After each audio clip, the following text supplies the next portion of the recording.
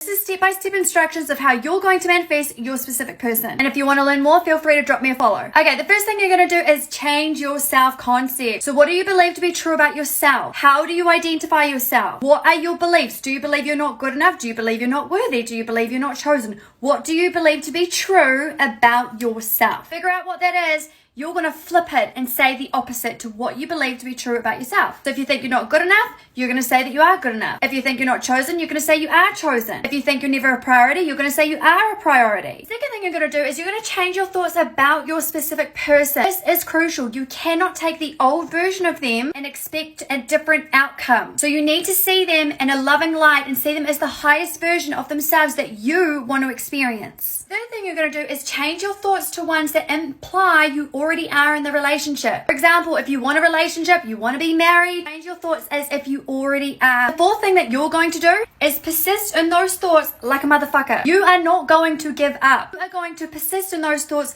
point blank period. No matter what the 3D is showing you, you will continue to persist with those thoughts and you'll be consistent with them and then you'll manifest them.